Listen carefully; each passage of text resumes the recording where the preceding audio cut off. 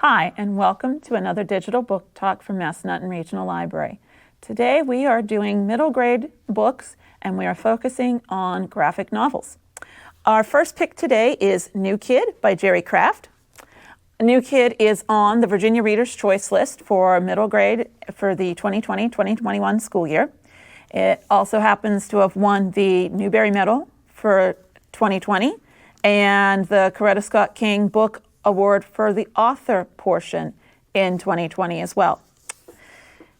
In this book, we have 7th grader Jordan Banks. He loves nothing more than drawing cartoons about his life. But instead of sending him to the art school of his dreams, his parents enroll him in this big, prestigious private school that's known for its academics. Not the place he wanted to be going, but the place his mom really wants him to be going. So Jordan is one of the few kids at this school who is not Caucasian. He's one of the few kids of color in his entire grade. He might be, a new kid, but as an African-American boy from the Washington Heights area of the city, that stigma entails so much more than just getting lost on the way to homeroom, which is what some of us really worry about on our first day of school. He's at Riverdale Academy Day School, and it's located at the opposite end of Manhattan from where he lives. Mine will be an entire world away for the differences from his life to here at this school. He finds himself a stranger in this foreign land where pink clothing is no longer called pink, it's salmon. And the white principals and administrators of the school mistake a teacher who's been there for years, a veteran teacher who happens to be African American. They mistake him for the football coach. And he's got the white classmates who try to mimic African American vernacular in an attempt to make themselves sound cool. Jordan is a gifted artist, and he uses his drawings to cope with his needs to exist both at school and at home and with his friends from home. He makes this daily trip from his Washington Heights apartment to the upscale Riverdale Academy Day School, and soon he finds himself torn between these two worlds and not really fitting into either one of them. So, will Jordan learn to navigate his new school culture while keeping his neighborhood friends and staying true to himself? Or will he lose himself in all of this newness? You're going to have to read the story to find out. All right, let's take a look at a little bit of the artwork inside New Kid, because of course it's a graphic novel, so we need to look at what the pictures actually look like.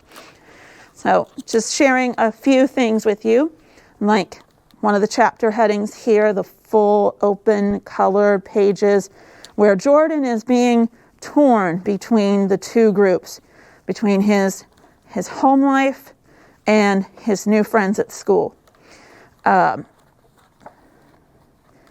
Likewise, some of the pages are more detailed with more frames on them, and then an idea of Jordan's artwork, because Jordan's artwork is important to the story and the artwork he does himself in the story.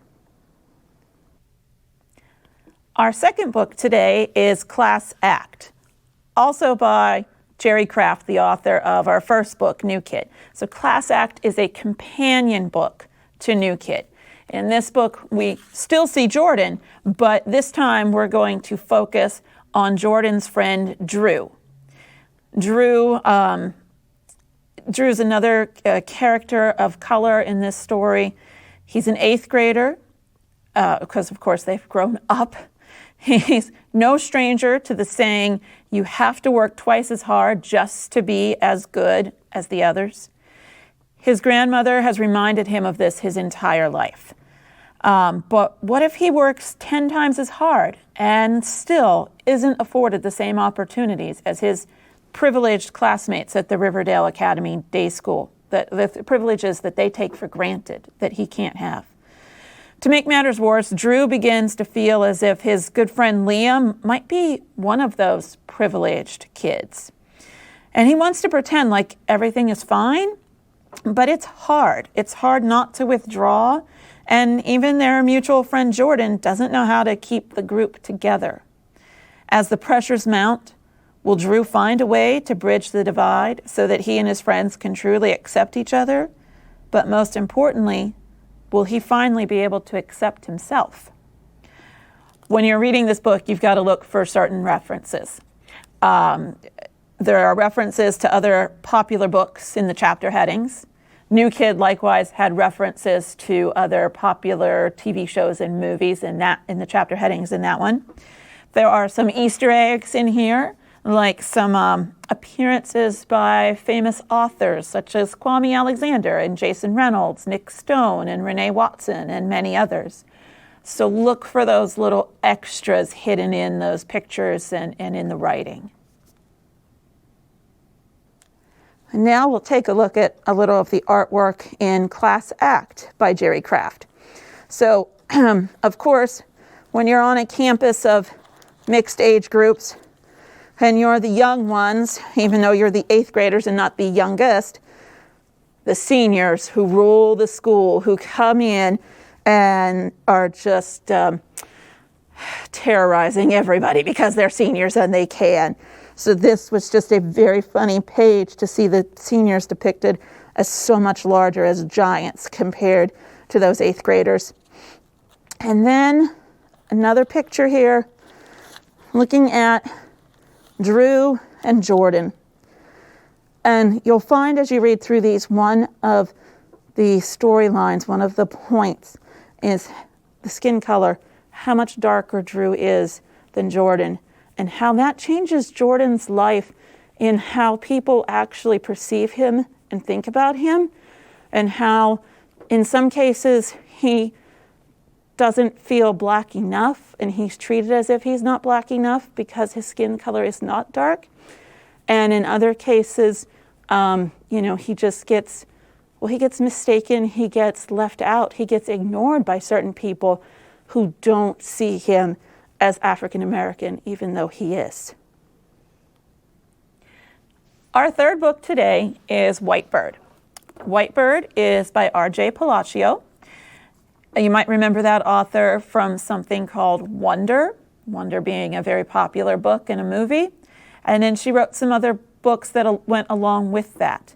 One of those being Augie and Me, which was a collection of some short stories. And in Augie and Me, you've met the main character of this book. Because in Augie and Me, you met Julian's grand-mère. Grand-mère is the source for this story.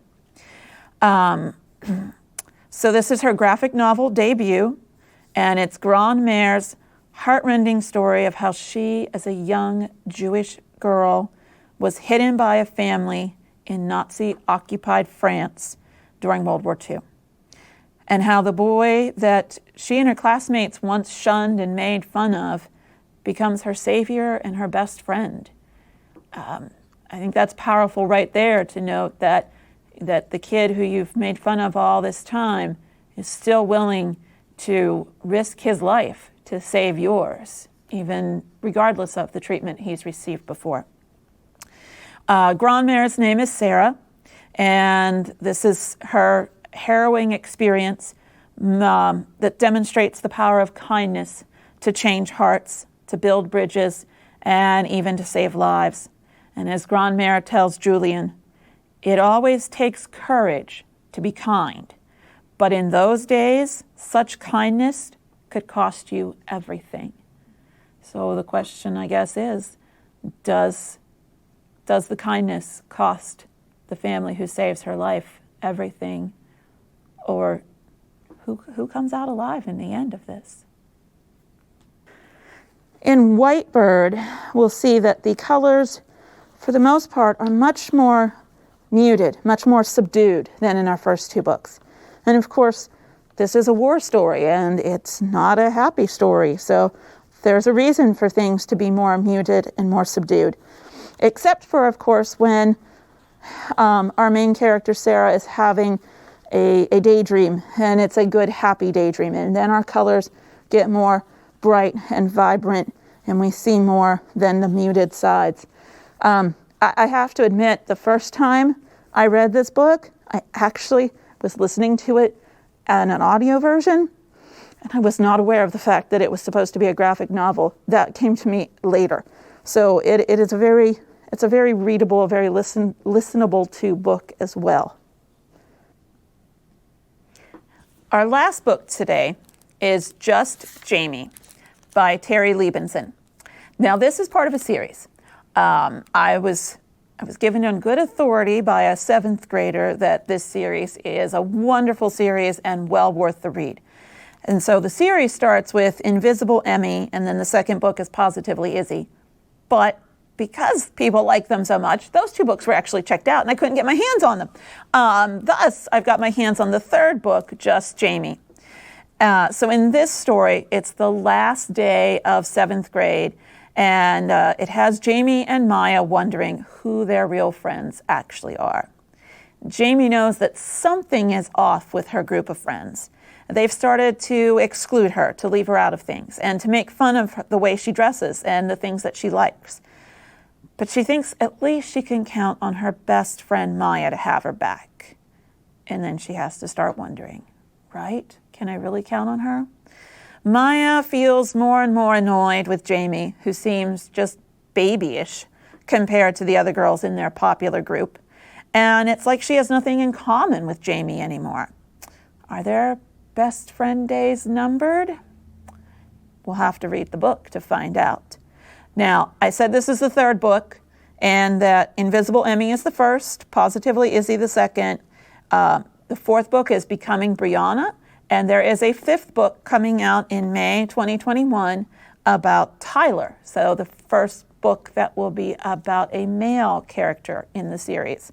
I'm also told that these books can be read as standalones. They do not have to necessarily be read in order.